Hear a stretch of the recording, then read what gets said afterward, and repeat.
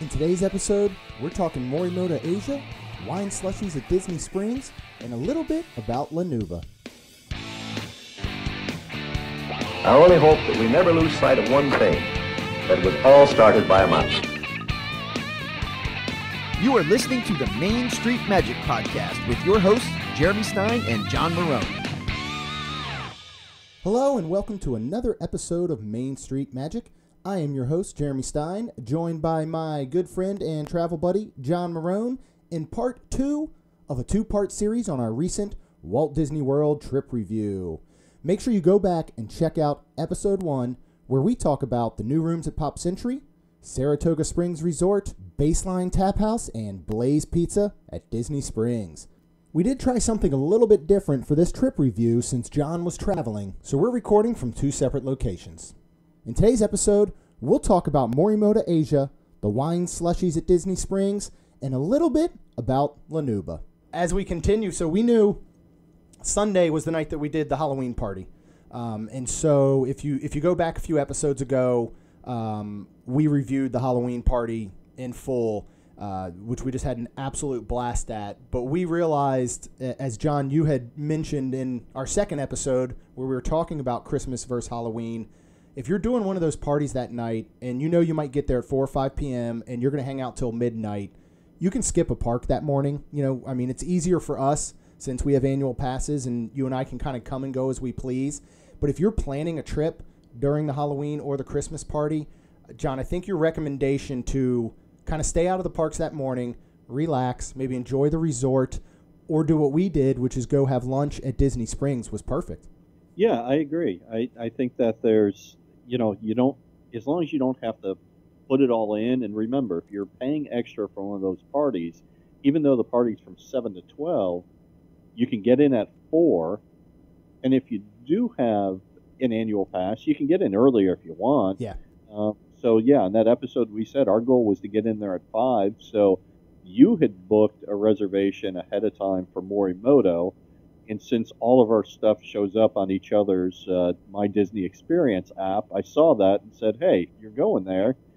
And then I went and booked the same reservation as well for the party of 6 that I had. So we went, we met up there, we shopped and walked around for a little bit, and then went to Morimoto right at 12 and told them we have 2 separate reservations, one for 4, one for 6. Can you put us together for 10?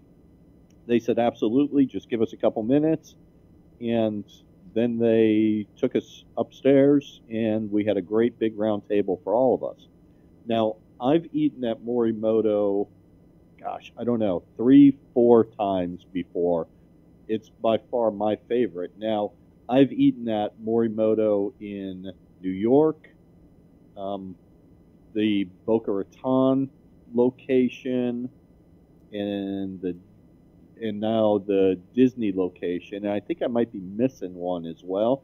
So I'm familiar with his menu and his food, even though it's not the same everywhere. But as your first experience walking into Morimoto and seeing it, what were your thoughts on it? That place was incredible. One thing, and this was the second time we had done that, where we kind of combined reservations, which Disney has been so great about. We did it at the Wave when we booked reservations there. We booked separate. We showed up. They had no issue combining our party. And there we were looking for a table of 10. Now, the restaurant wasn't that busy, but, again, they accommodated us as quickly as they could. I don't know if they just noticed that we now had 4 young children with us, so they put us upstairs where I didn't see anybody else sitting. But it was perfect. We had our own private spot up there. I mean, a nice big round table. The atmosphere is awesome. As I had to walk both of the girls, I ended up having to walk downstairs to the bathroom, and they have the big open kitchen concept, and they have the whole ducks, hanging there in the kitchen, which I had to take the girls by and see, and they couldn't, believe that they were just ducks hanging there, or that anybody would eat them, I guess. But yeah, the atmosphere there, it was really cool. It was this modern Asian, I guess, is what you would consider it. And what was funny, we sat down, and they started putting the menus on the table, and Kaylin, my oldest, I don't know if she just saw, the symbol on the front, and she just all of a sudden said, oh, man, this is Chinese food? I love Chinese food. So I just thought that was funny. She doesn't know the difference between, Asian and Chinese and the way that those foods are. But yeah, I really liked it. I thought it was a cool vibe. They have upstairs bar area, downstairs bar area. I don't know how many that place sits, but it sure looked like a lot.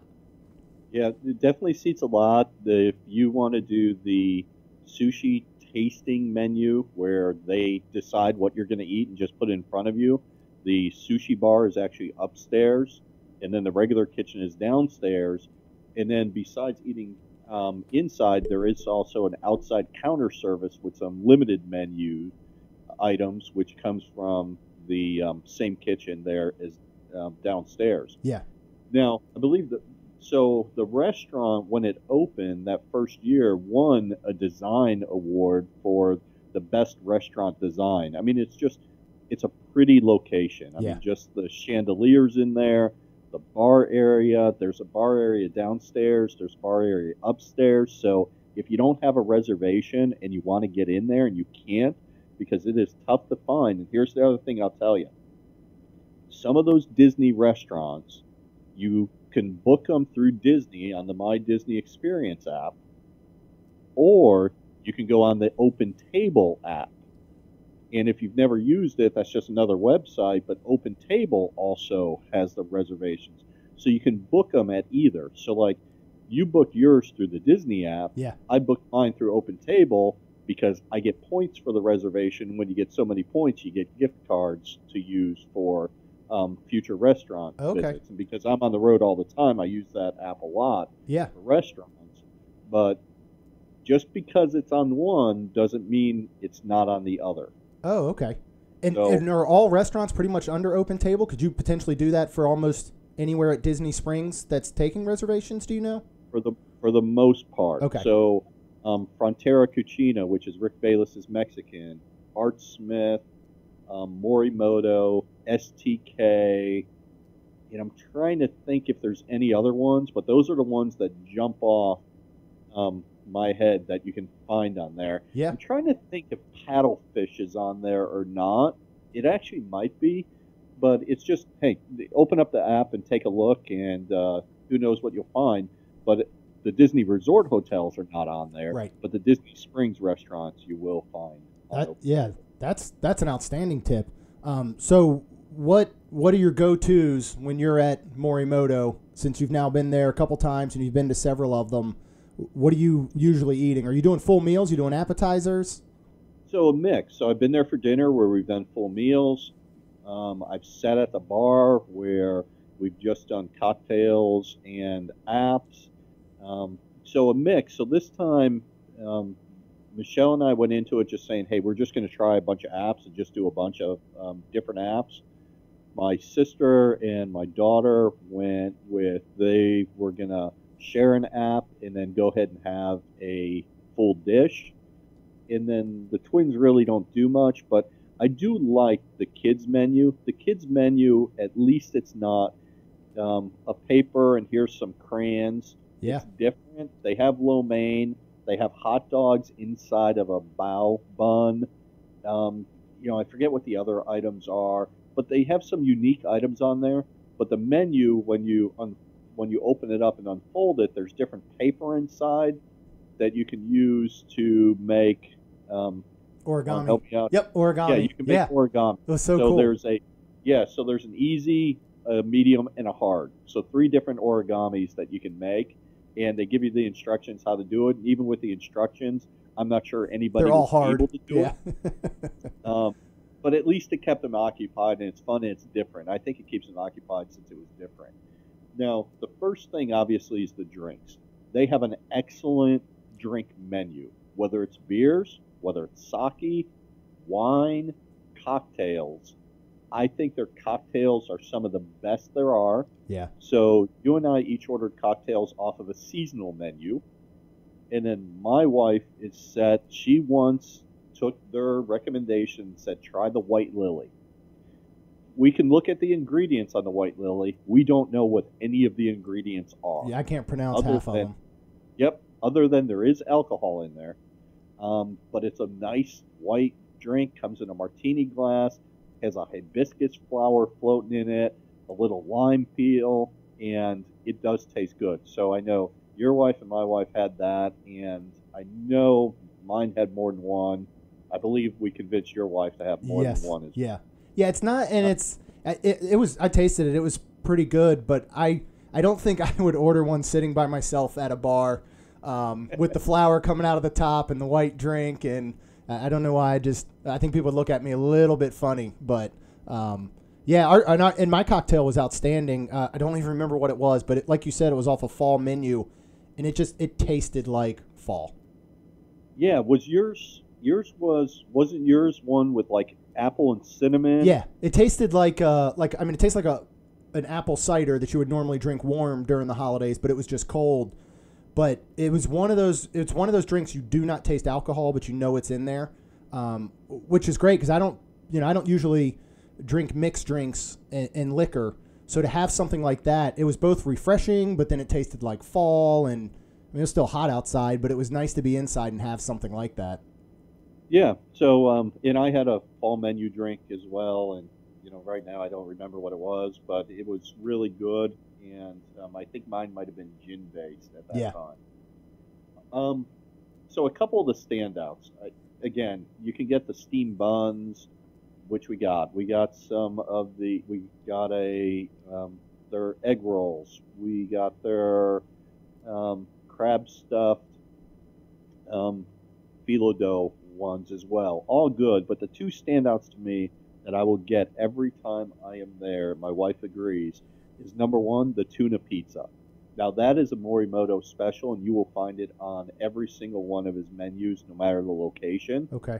And it's a tortilla crust topped with fresh tuna and sauces, a little bit of jalapeno, and it's just cut up like a pizza. So it's the size of a tortilla shell. It's crispy, but yet the tuna is, while it's raw, it's one thing that my wife will not eat raw tuna, but she eats this tuna pizza. Yeah. So I love it. That's a go-to for me always. And then the sticky ribs. The sticky ribs are amazing. You can get a half portion, which I believe is 3 ribs. A full portion is 6. And we got those, and they're very meaty. The taste is amazing. They're crunchy, yet they're tender. And the bone is just perfect, right? The meat just comes off the bone. Oh, yeah. So we just did a variety of those appetizers, including those two, and that more than filled us up until we went and filled up probably the candy bag at night. Yeah. Right? Listen to our Halloween episode on what happened on us trying to get some dinner. Yeah. Because that was an adventure. But, that's what we had. And then, we convinced you guys to have a couple of the same things as well. Yeah, and it was it was kind of funny. Before, while we were shopping, and the wives and the kids went into whatever the makeup store is, and they were looking at stuff. You and I and your sister decided we were going to walk down and try the new WIne Slushies prior. So we went down. What is that place called? I don't think I can pronounce it. No, is it Emirates? Yeah. Something. Patisserie. Yes, so that's it.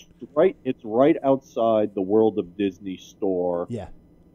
Just so you know the location, so you'll pass the Lego store, and it's right next door to the World of Disney on what would have been if you're an old-time Disney, what would have been the Pleasure Island side. But right now it's just if I'm in front of the World of Disney with a stage and the water behind me, it's to the right. Yeah. So we went there. Excuse me. So we went there because we wanted to try out these new WIne Slushies everybody's been talking about while they were shopping. So they have a strawberry Shiraz and a mango Moscato, or you can get a mixed. This is another one of those, I think, good Disney deals. You're getting a 16-ounce slushie for $8, which is pretty good. So we each got one and got the mix. And, we were walking around a little bit more before we went into Morimoto. My wife had a little bit of mine. I drank mine, and then Michelle had a little left over, and I drank the rest of that like an idiot because these things are filling. So we get to Morimoto, and we're sitting down, and we have our drinks, and we're all talking. We ordered the tuna pizza, the spider roll, which has the tempura soft shell crab in it, which I get anytime that's on a sushi menu. And then we got the spare ribs as well. So the spider roll came, and I started eating that, and I just hit a wall. And I was full, because of this stupid slushie. So our other food started to come out, and I was just like, I'm not hungry. I feel full now. So Rhonda ate everything. We had some leftovers that we took back to the room, and we got back to the room like 2 hours later, and I was like, okay, I'm eating some of this food now because now I'm not full. Those spare ribs, I feel like every time we go on a trip with you now, I'm adding something new to my top 5 favorite meals that you've either recommended, or like when we went to the Wave and you just said, hey, get reservations to the Wave. This is like top 5 Disney foods that I've ever had. And I ended up eating one of them cold, 3 hours later, and it was still one of the best things I've had at Disney. My wife absolutely loved everything there. The kids even got off the kids menu, who I've said before are very picky eaters. They got the lo mein, which is just plain, buttered lo mein noodles. Comes with some steamed veggies, and then they got chicken with theirs. They ate all of that, and it's a huge portion. So for kids' meals, and I know my kids usually split a meal anyway. I still think even for kids that maybe don't often split a meal, you could split this meal, especially if you're doing some appetizers that they might eat. But everything was so good. Atmosphere was amazing. It is expensive there, which you just have to come to expect.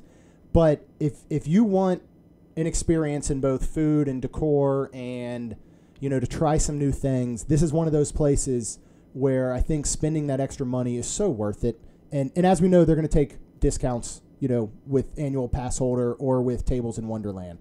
Yep. So you're going to save 20%. 20%, yeah, and 20% off those white lilies and the cocktails yes. we had. Which is Tables in Wonderland only. Tables in Wonderland does include the discount on alcohol, whereas a pass holder, I believe, discount will not. But you're right. For a family of 4 to go there and even just get appetizers and some drinks, you're probably going to spend $100. So 20% really, really adds up there. But again, this was another great trip, which is so funny. And so we planned this trip with you guys because it was the Halloween party. We planned a September trip with you guys because it was my birthday. We're going back in November and December. You guys are as well. And I don't even think we planned to be there together, and we will, which is going to be pretty cool. So we'll have some more, trip reviews, and we're going to have to try some more things on these next 2 trips that are coming up. So I'm excited to do those and talk about, that. And we're counting down now. I think by the time this comes out, we'll be a few days away from this next trip. And the good news is, while we were at Disney Springs before Morimoto, I managed to walk you down to the Cirque du Soleil building. Yes. In which you guys finally caved. We bought tickets. Went and bought tickets for it for this next trip. Yeah, so November 10th. And we knew we were going to, I've been looking for tickets for either our November or our December trip. We're going in December to see The Last Jedi, and we're kind of doing I'm trying to get some other Star Wars things around that weekend. So we were getting so booked. So I knew we were going to have to look in November. And I'm so glad you walked us down there. So they were already running some pretty good package deals for Florida residents. So as we're talking to them and we're picking out seats, she notices I'm about to pay with my Disney Visa and says there's an even better deal. So we ended up in Category 2. We picked our 4 seats. They're like one of the front rows in Category 2. I think we have an aisle on each side, or there's an exit and then an aisle on the other side, so it'll be just the 4 of us. And I think for the 4 it came out to about $213. So if you're thinking of going, these deals, even though the show runs through December 31st, I think these deals are ending for shows that are booked up through December 16th. But ask about pass holder deals, ask about resident deals, ask about a Visa, Disney Visa deal. Because, the price on those 4 tickets, I think we probably saved close to $100 by the time we purchased those 4. I would agree, and I saw your guys' seats, and I think you guys, other than being in the front row center of Category 2, I think you guys are, the second row or third row? But you guys are a row of 4. Yes. It is just your 4 seats, so you guys never have to worry about somebody getting up and walking up or down your row. And I've seen that show, I don't know what now, 6 times or so. I still feel that the best category of seats is 2. It's not Category 1. I think you want to be a little bit away from the stage because you have the best view. Yeah. You can see everything. And there are some things that occur and I don't want to spoil it, but there's some things that occur in the walkway between the lower seats and the upper seats. So if you're in that category 1, yeah, you're close to the stage, but there's actually some things that take place behind you. Yeah. You don't have that problem with category 2.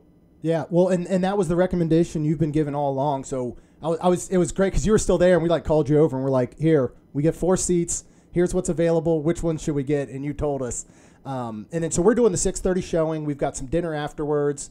So we'll be coming back and talking about that. Hopefully we'll talk about some new restaurants. But that's probably going to wrap it up today. We should probably go start packing because that trip is right around the corner again. So I'm excited to get back. But thank you again, everyone, for listening. Make sure you subscribe to our show on iTunes. And if you could leave us a rating and review, it's just one of those things that'll help our show grow. Please check us out on the web at mainstmagic.com, as well as like us on Facebook. Follow us on Twitter at mainstmagic. That's all for now. We'll see you real soon.